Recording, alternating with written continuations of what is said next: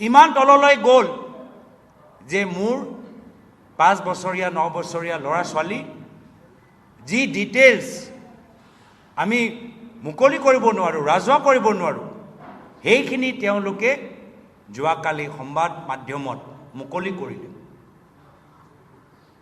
মই বাৰম্বাৰ কৈছোঁ আৰু মই মুখ্যমন্ত্ৰীক সকীয়াই দিবলৈ বিচাৰিছোঁ, আপোনাৰো ল'ৰা ছোৱালীৰ কথা আমি জানো আৰু সেইখিনি কথা মই ক'বলৈ বিচৰা নাই।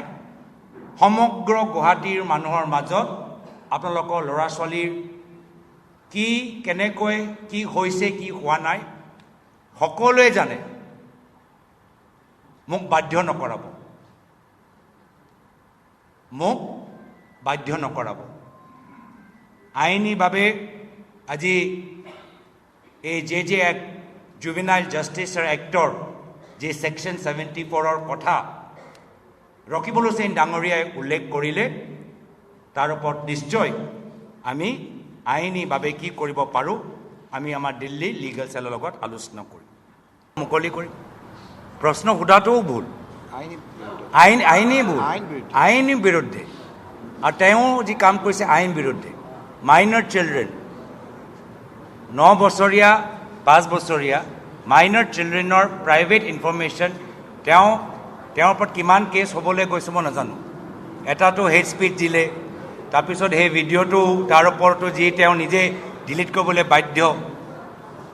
সেইটোৱে প্ৰমাণ যে তেওঁ অসমৰ বাদ দিয়ক কোনো প্ৰদেশৰ মুখ্যমন্ত্ৰীৰ চকীৰ ওপৰত বহা যোগ্য নহয়। এইটো মই যদি কিবা অসত্য কথা কৈছোঁ, মই উল্টাই জুভেনাইল জাষ্টিছ কেছ কৰিম যে ল'ৰা ছোৱালী দুজন ডাঙৰ নোহোৱাকৈ তেওঁলোকৰ ধৰ্ম বাপেক মাকে কেনেকৈ পৰিৱৰ্তন কৰালে। গৌৰৱ গগৈৰ ওপৰত মই জুভেনাইল জাষ্টিছ কোৰ্টত কেছ দিম যে বাপেক মাকৰ অধিকাৰ আছে নাই ল'ৰা ছোৱালীৰ নাগৰিকত্ব সলনি কৰা, বাপেক মাকৰ অধিকাৰ আছে নাই ধৰ্ম পৰিৱৰ্তন কৰা। এজন প্ৰাপ্তবয়স্ক ল'ৰাৰ ধৰ্ম পৰিৱৰ্তন হ'ব পাৰে, এজন প্ৰাপ্তবয়স্ক ল'ৰাৰ চিটিজেনশ্বিপ পৰিৱৰ্তন হ'ব পাৰে, কিন্তু বাপেক মাকে এজন ল'ৰা ছোৱালী ধৰ্ম পৰিৱৰ্তন কৰিব পাৰে নেকি? বাপেক মাকে এজন ল'ৰা ছোৱালীৰ নাগৰিকত্ব সলনি কৰিব পাৰে নেকি? যদি গৌৰৱ গগৈ জুভেনাইল জাষ্টিছ কোৰ্টত যায় মই আদৰণি জনাম, কাৰণ ডিবেটটো ডাঙৰ হ'ব। এইটোৰ ওপৰত এটা সিদ্ধান্ত হ'ব যে বাপেক মাকে এজন ল'ৰাক হিন্দুৰ পৰা খ্ৰীষ্টিয়ান কৰিব পাৰে নেকি? ল'ৰা ছোৱালীজনটো সৰু, বুজিয়ে নাপায়। বাপেক মাকে এজন ল'ৰাৰ ৰাষ্ট্ৰীয়তা সলনি কৰিব পাৰে নেকি? মোক আপুনি উত্তৰ দিয়কচোন। মই জন্মোতে মই ভাৰতীয়, দেউতাই মোৰ পাছপৰ্টখন মোক নোসোধাকৈ সলনি কৰি দিলে। তেওঁ কেতিয়া কনচেণ্ট দিব? যেতিয়া তেওঁ 18 বছৰ হ'ব। গৌৰৱ গগৈ 18 বছৰ বয়সলৈকে ৰখিব লাগিছিল নে নালাগিছিল? গতিকে আচল গোচৰটোতো গৌৰৱ গগৈৰ ওপৰত হ'ব যে ল'ৰা ছোৱালী দুটাক তেওঁ শোষণ কৰি আছে, তেওঁলোকৰ অনুমতি দিয়া বয়সৰ আগতেই তেওঁলোকৰ জাতি ধৰ্মৰ পৰিৱৰ্তন কৰিছে।